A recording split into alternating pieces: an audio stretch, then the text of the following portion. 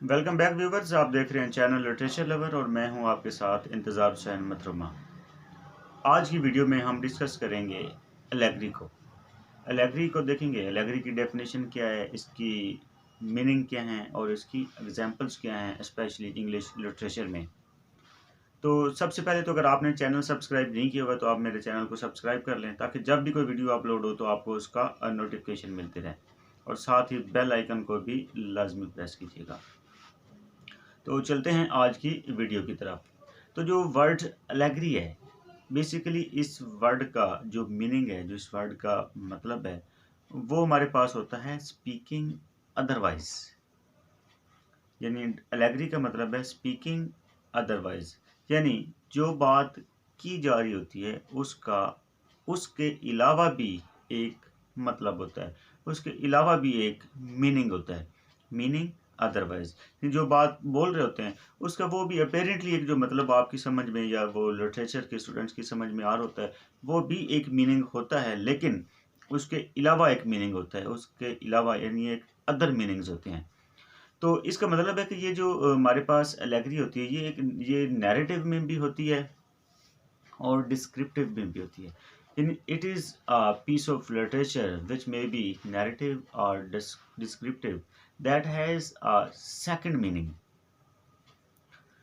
Second meaning का मतलब ये है कि इसमें दो मीनिंग होते हैं, एक प्राइमरी मीनिंग होते हैं और एक सेकेंडरी मीनिंग होते हैं। यानी नैरेटिव और descriptive which has a second meaning beneath the surface meaning. ये दो मीनिंग हो गए, एक सेकंड मीनिंग और एक सरफेस मीनिंग।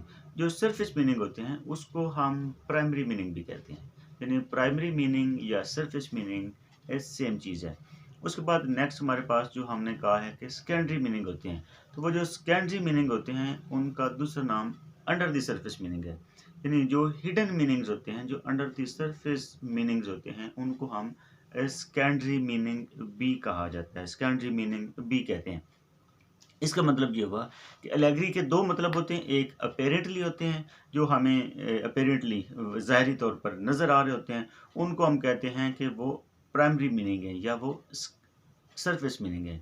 और दूसरे जो हमारे पास मीनिंग होते हैं वो हमारे पास मीनिंग होते हैं सेकेंडरी मीनिंग या अंडर द सरफेस मीनिंग।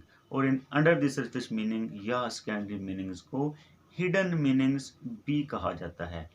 तो ये बात भी यहाँ पे इंटरेस्टिंग है कि ये जो राइटर होते हैं जिन्होंने एलेगरीज लिखी होती हैं, उनका बेसिक पर्पस या बेसिक मकसद उन हिडन मीनिंग्स को ही बयान करना होता है। तो वो बात को डायरेक्ट नहीं कहते बल्कि वो इनडायरेक्ट वे में अपनी बात को पहुंचाने की या क्लियर करने की कोशिश करते हैं। तो उनका जो ज़्यादा फोकस होता है, यानी जो उनका इस चीज़ को लिखने का या जो आपके सामने बयान करने का जो मकसद होता है, वो बेसिकली उनका मकसद उन अंडर द सरफेस मीनिंग या हिडन मीनिंग्स को कन्वे करना होता है किसी शुगर कोटेड वर्ड्स में, अच्छे वर्ड्स में, पॉजिटिव वर्ड्स में और किसी और स्टाइल में, किसी और में। जैसे कि हम लोग कैप्सूल खाते हैं, तो कैप्सूल का जो वो प्लास्टिक होती है वो अगर आप देखें तो वो बड़ा अट्रैक्टिव सा कलर्ड होता है।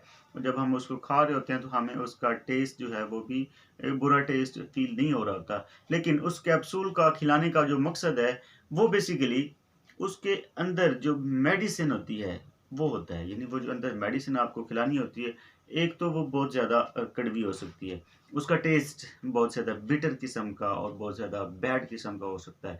तो उस टेस्ट से आपको बचाने के लिए आपको वो एक प्लास्टिक के खोल में रखकर, जिसको हम कैप्सूल कहते हैं, कैप्सूल में रख के आपको खिला दिया जाता है। तो आप वो बिटर टेस्ट से भी बच जाते हैं, आप वो अट्रैक्टिवली और उस एक कैप्सूल को आप आसानी के साथ खा लेते हैं। तो यही काम हमारे पास जो है वो एलेगरी भी करती है। तो राइटर्स जो होते हैं उन्होंने कुछ दूसरे वर्ड्स, बिटर वर्ड्स जो हैं वो आप आगे तक पहुंचाने के लिए वो शुगर कोटेड वर्ड्स का इस्तेमाल करते हैं। वो किसी दूसरी स्टोरी का, किसी दूसरी कहानी का सहारा ले लेते हैं। तो अगर हम बात करें इंग्लिश लिटरेचर की, तो इसमें एलेगरी की जो एग्जांपल्स हैं वो काफ़ी लिटरेचर हमारे पास प्रोड्यूस हुआ है जो कि इससे रिलेटेड है, यानी जो कि एक एलेग्रिकल वर्क है। तो अगर हम एग्जांपल्स की बात करें तो यहाँ पे मैं आपको एग्जांपल देता हूँ। तो उसमें जो हमारे टॉप ऑफ द लिस्ट है वो है Gulliver's Travels. Gulliver's Travels by Jonathan Swift. अगर आपने ये वर्क पढ़ा है तो आपको ये सारी की सारी स्टोरी जो है वो एलेग्रिकली आप इसको देख सकते हैं। आपके सामने एक वो छोटी सी कहानी छोटे से कद के बंदे की, अगर हम उसके फर्स्ट जो लिलीपुट वाला है उसको लें, तो उसकी जो स्टोरी है वो, उसको अगर आप गौर करें, उसके ऊपर फोकस करें, तो उसमें जो गलीवर्स है वो बेसिकली वहाँ पे दिखाया गया कि वो इतने लंबे कद का है, आगे वहाँ पे जाता है वो छोटे-छोटे होते हैं। तो उनका वो जो पॉलिटिकल स्ट्रक्चर है उसके ऊपर जो वो बहस की गई है, उसके ऊपर जो क्रिटिसाइज़ किया गया है, ठीक है? तो ये सारी चीज़ें जो हैं, उसके अलावा वहाँ पे साइंस के ऊपर क्रिटिसाइज़ किया गया, उनका जो प्रोटेक्शन का सिस्टम है, दिफाई निज़ाम है, उसके ऊपर बहस की गई है। तो ये सारी चीज़ें जो उसके अंदर पोर्ट्रे की गई हैं, दिखाई गई हैं, तो उनका बेसिक मकसद जो था वो गलिवर्स ट्रैवल्स को लिखने का, वो सिर्फ़ बच्चों के लिए नहीं था, बल्कि वो बड़ों के लिए था। वो एक पॉलिटिकल सायर है। तो ये भी हमारे पास एक एलेगरी है, ये अपेरेंटली एक और स्टोरी चल रही है, लेकिन उसके मीनिंग में, उसके अंडरग्राउंड में एक स्टोरी जो है वो और चल रही है। इस तरह इन द सेम वे हमारे पास जो एक और एग्जांपल है इसकी एलेगरी की, वो हमारे पास है फेरी क्वीन। तो फेरी क्वीन जो है वो भी बहुत बड़ी एग्जांपल है इंग्लिश लिटरेचर में। नेक्स्ट हमारे पास अगर एक और एग्जांपल की बात करें तो वो हमारे पास है Animal Farm by George Orwell. तो एनिमल फार्म जो जॉर्ज ऑरवेल का नावल है, ये भी एक एलेगरी है। इसमें अपेरेंटली तो एक जानवरों की सिंपल सी स्टोरी है, लेकिन इसके बैकग्राउंड में एक पूरी कहानी है, एक पूरी स्टोरी है।